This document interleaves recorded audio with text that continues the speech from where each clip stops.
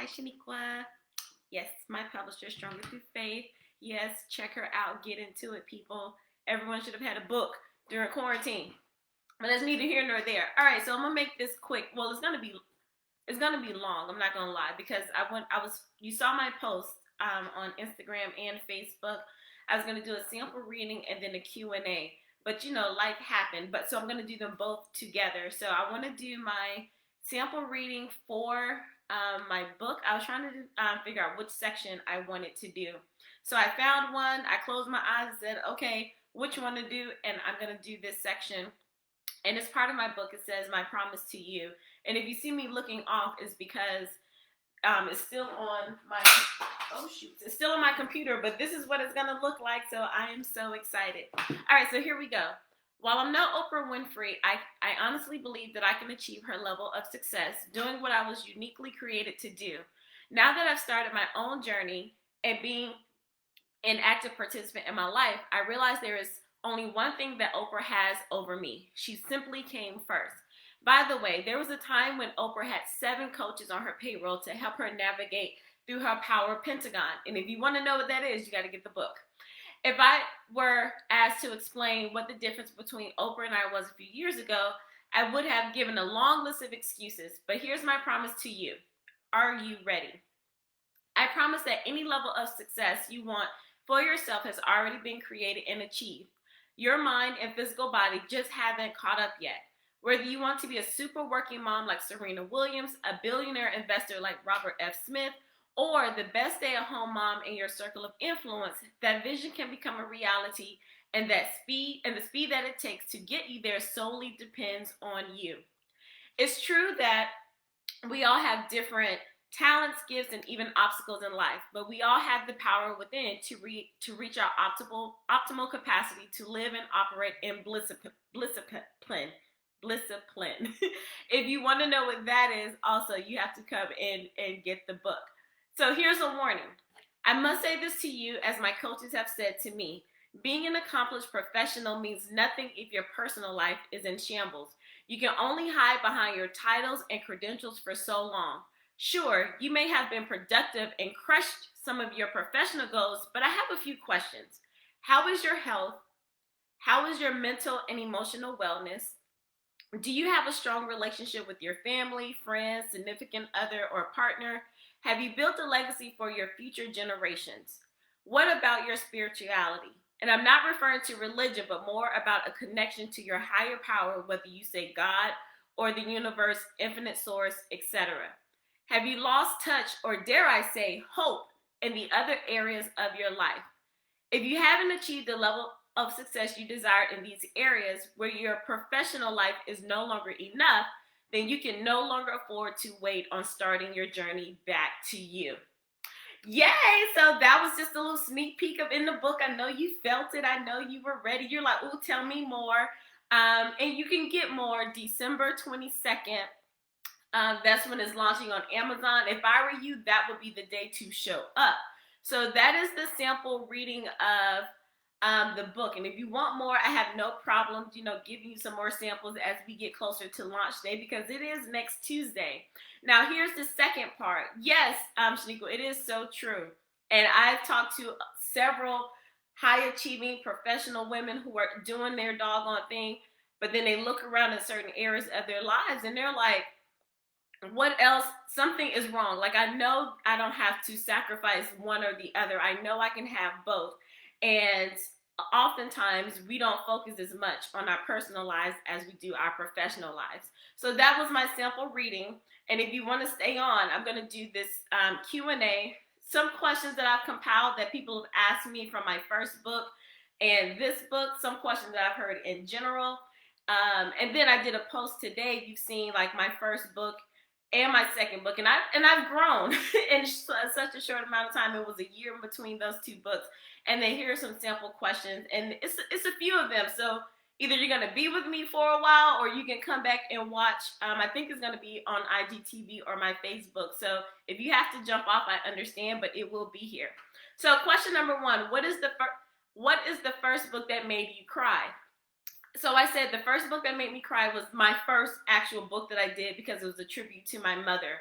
I'm not like, I wasn't an avid reader, so I was never caught up in reading books and crying, but the process of writing that book, because it was so personal and I had to go through, like, dig deep and be, really connected with my mom because she passed away. That book made me cry through the whole process, and my publisher can tell you. We spent some some time on the phone, like, oh my gosh, I don't know if I could do this. So that was the first book that made me cry.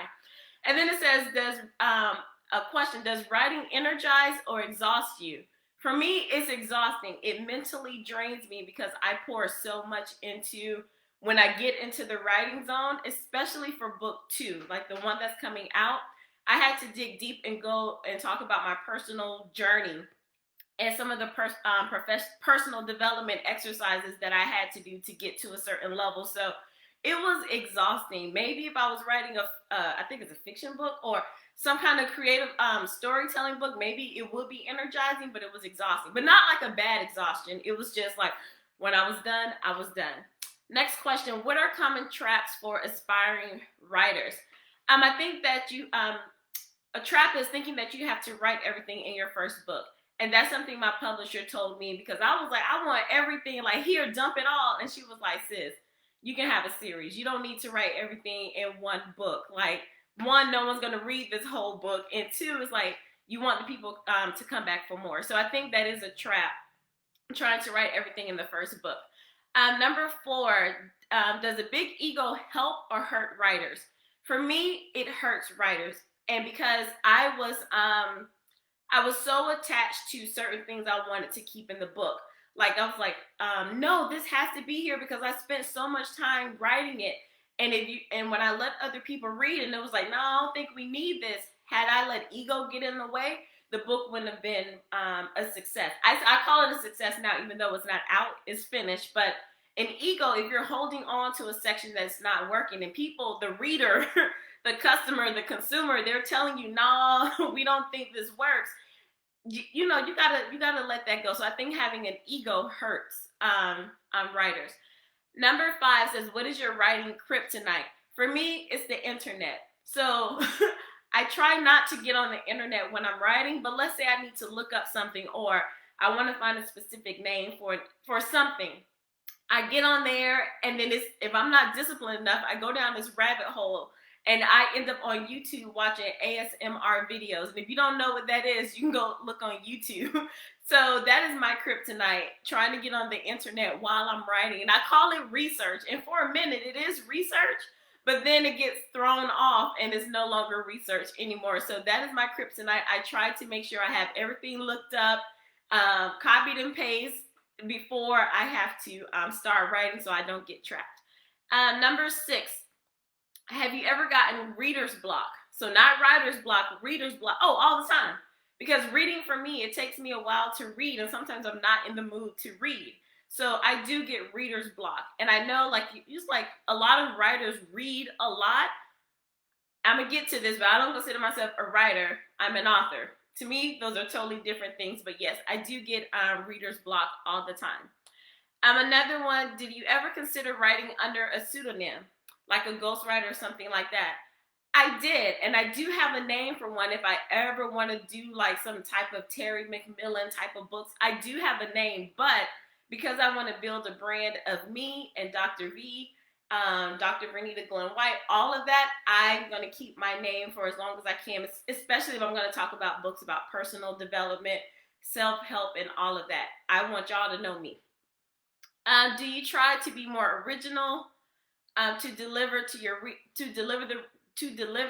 to readers what they want? Original, or give the readers what they want? It's a combination of both, because the book isn't successful if no one reads it. I know some people may disagree. It's like, oh, well, I have a book and it was just for me to get my work out, for me to display my art. I'm going to call BS. I'm like, nope, if I'm going to put all this time into writing a book, I do want some people to read it. So I do want to be original, but at the same time, if I'm having like a focus group or people doing some proofreading for me or whatever the case may be, I do want their input as well. So a combination. Number 9, do you think someone could be a writer if they don't feel emotions strongly? I do, because before I started writing, I guess, personal books, I was an academic writer, and I still can write articles and things like that. I don't need to have emotions telling you how to do a math problem. I don't need emotions telling you how to teach certain math strategies or leadership styles or anything about educational observations and leadership. I don't have to have any emotions. So you can be a writer without having emotions. So but it depends on what kind of writer you want to be. So that's number one. Figure out what type of writing you want to be. I'll be honest, for this particular book, I couldn't keep my emotions out of a self-help book or a personal development book, because then it would have been like just a bunch of facts. I had to dig deep and bring out some emotions in this particular book because I wanted this book to literally help someone and touch their heart. So I can't say I want to touch your hearts and then I am out of the book myself personally. I hope that makes sense. Some people can do it, but I know I couldn't do it. What other authors are you friends with, and how do you help them become better writers? I posted on my Instagram about, I think it was like 9 authors. Go on there. It's like, I highlighted several author friends that I know personally because I'm not the only writer or author in the group, which is a great thing. So go look on my Instagram and you will see them. And I tag them, so go see their books and get their books. Do you want each of your books to stand on its own, or are you trying to build a body of work and connection between each book? I don't know yet. So I've gotten advice from 2 different people. My publisher from Stronger Through Faith Publishing, and then my mindset coach, Mel Shipman. One is like, you don't want to put everything in one book. So once you start, you keep writing. I don't know yet, but if I continue on the journey of personal development and self-help, every time I get over something or every time I grow, there's a story and there's a process attached to it. So I already have book number 3 idea already. So I don't know. In my mind, I can see it growing. Some people who've talked to me, they can see it growing for me. But I don't have a strategic plan in place. I may, depending on how well this book goes. So we'll see. If you could tell your younger writing self anything, what would it be? For me, I would say read more. Again, I'm going to keep saying this. I was never a reader. My sister could be lost in books for hours at a time. But had I known that I would end up being an author outside of academia, I would have definitely read more, because now I have to read to learn different styles of reading, different types of books. You know, my publisher, she asked me questions like, well, how do you want this set up? I don't know. That was for my first book. But now the second one, because I've started reading more, I say, hey, I like this. I saw this idea in this particular book that I like. I want to know if it works for me. So if I was anyone out there, even if you don't think you're going to be a writer or an author, I would say start reading. Just read. Number 13, how did publishing your first book change your writing process? Change the process of your writing? It helped me realize that it doesn't take years to write a book.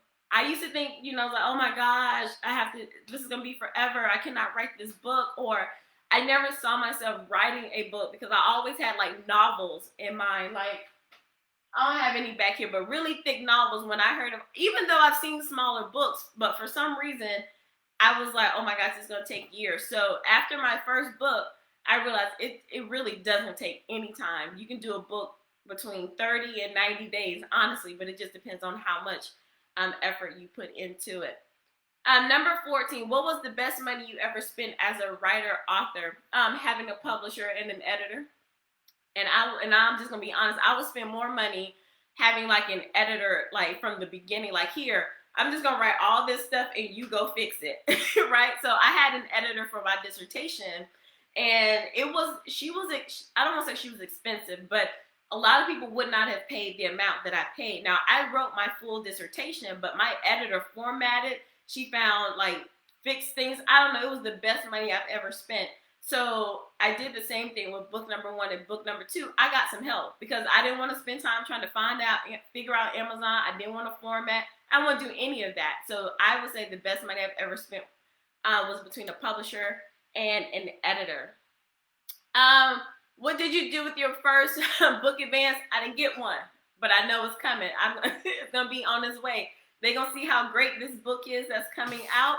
And then they're going to be like, you know what? Let's pay you this amount of money to revamp this and take it worldwide. I'm going to say absolutely. So no, I didn't have an advance yet. What was an early experience where you learned that language had power? As a classroom teacher. And for those of you who are educators, I'm an educator. We have transferable skills that we don't realize. That's another reason why I wanted to write this book, to become professionally powerful through personal empowerment. Because language is powerful, not just in words, but as a classroom teacher, I realized that I can get my students to do whatever I wanted them to do, whether that was good or bad. And it all came out in how I connected with them and then the words that I said to them. So now as I'm an author, I'm transferring those skills over. Even though I'm not talking to little children anymore, I do have to make sure that my language is clear, because I can get caught up in my head and it was like, it sounds good to me up here. And then some of my people who read, they're like, sis, I don't know what you were talking about. Were you sleepy on this? So I have to go back and make sure that I mean what I say what I mean, and my language is clear and powerful and concise. So that's with writing, and that's with speaking, because I've done more speaking as well. Number 17, I told you this is going to be a minute, so if you got to come in and out, I'll still be here. Says, as a writer, what would you choose as your mascot or your avatar or spirit animal?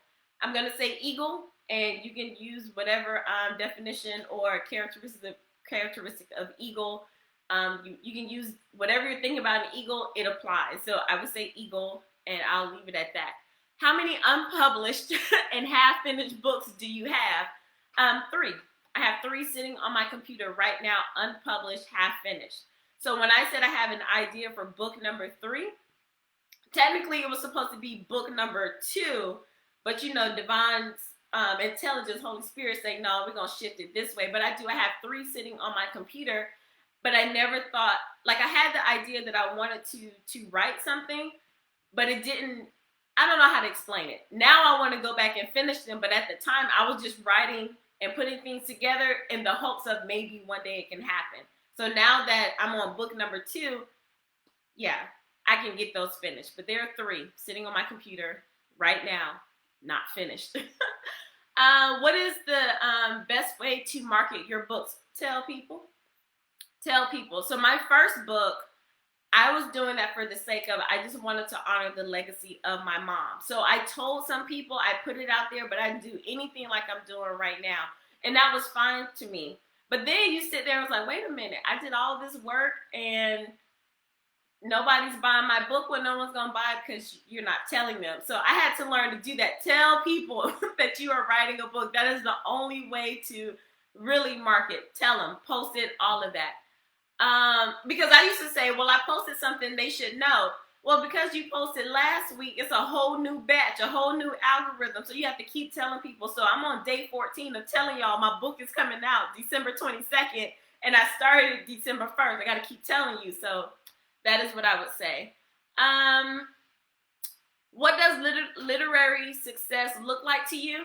A finished product. Just like a dissertation, the best dissertation is a done dissertation. The best book is a finished book. What else was I going to say? What kind of research do you do, and how long do you spend researching before beginning a book? So I said this book was based on my personal development journey. So my research was me. I was my own case study. So maybe years, because I do take you through a journey of my doctoral program up until now. So there was some years in there, but I am the what you call it? The case study. So that's how long it took me to research, however long it took me to go back through my life and track my progress. So there it is. Do you view writing as a spiritual practice? I said for my morning routine, yes, but not so much for writing a book unless I'm in the middle of a divine download. So I don't consider it so here, this is why I said people are there. To me, there's a difference between an author and a writer. A writer is someone who just writes all the day, all the time, every day, or that's like their job. That's what they do.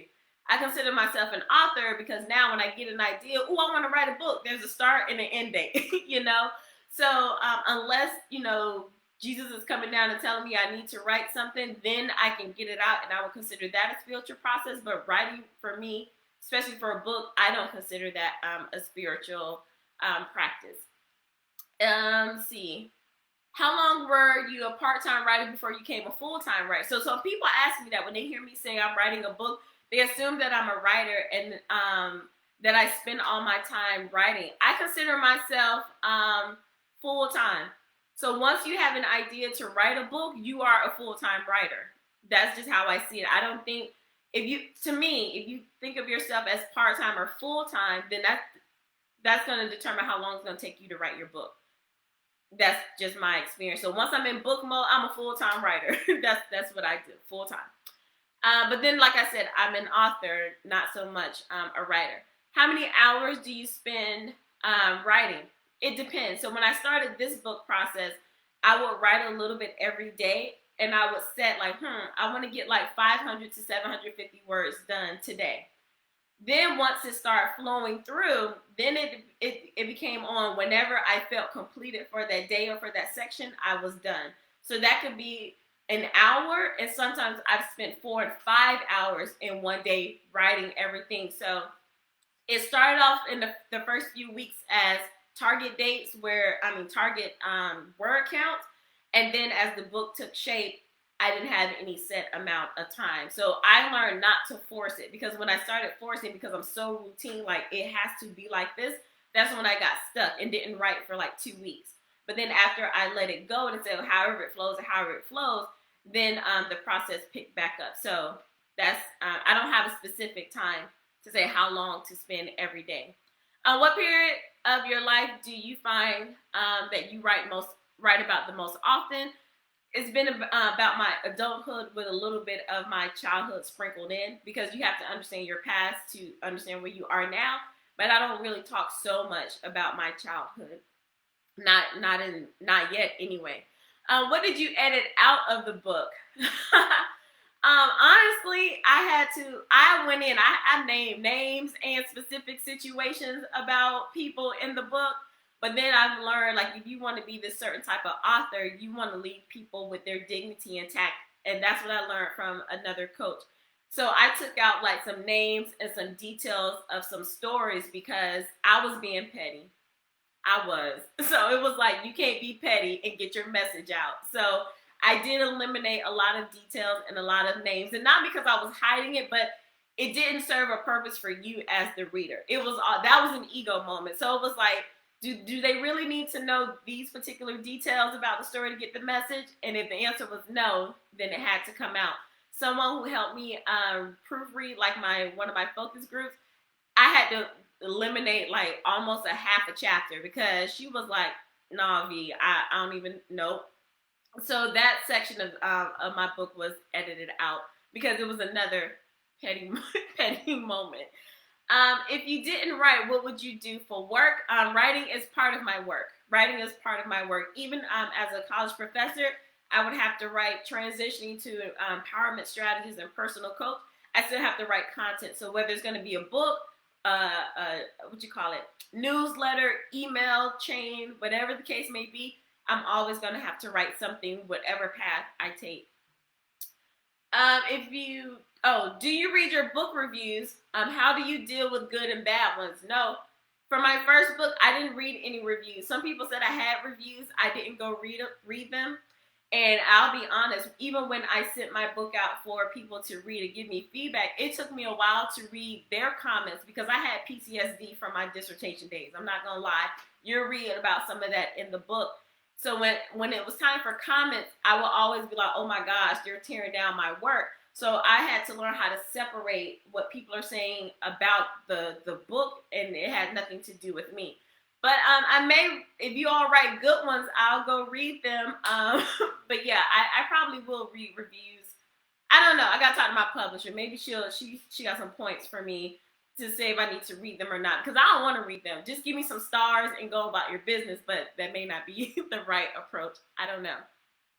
All right, we're coming to the end, so stay with me. We got a few more. So do you Google yourself? I haven't lately.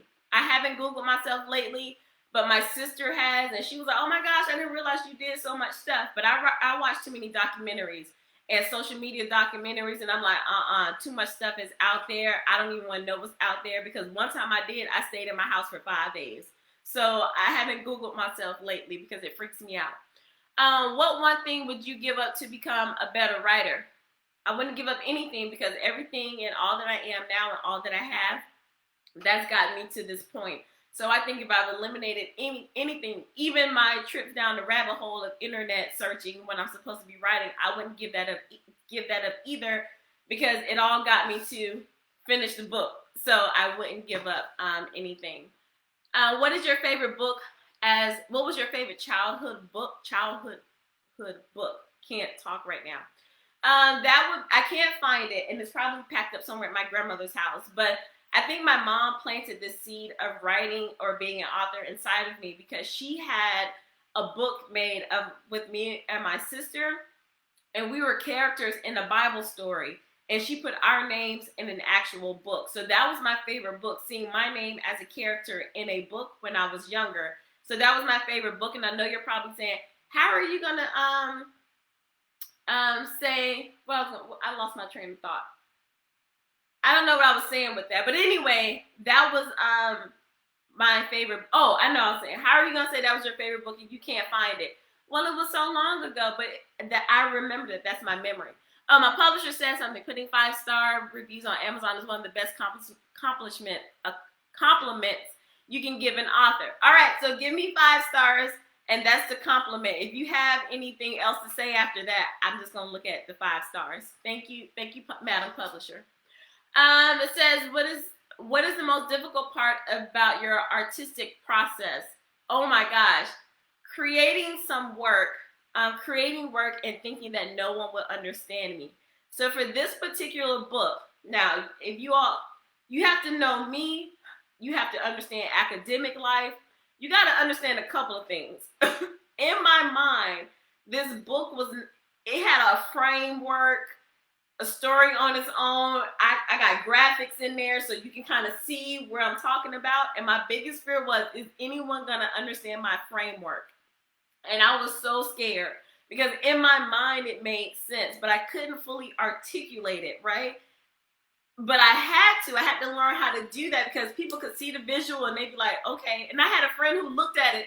She was part of my focus group. She was like, these don't match up right. And it crushed me, but she was right.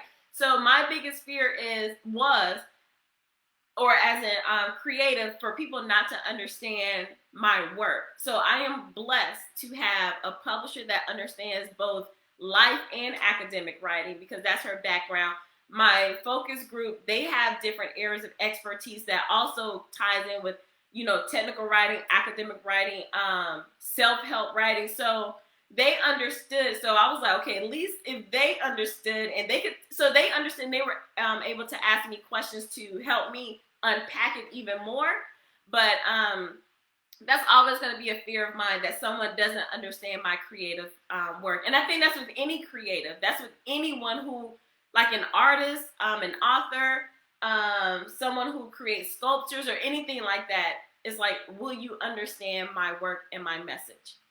Wrapping up, does your family support your career as a writer? I'm not a career writer.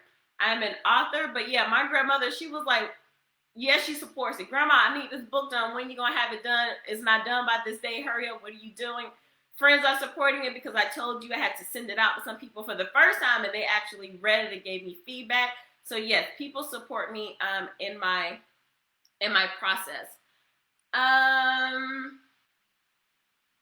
Oh, and then I wrote on here, yeah, my grandmother, she may not understand everything that I'm doing, but she's just so happy that I'm off her couch.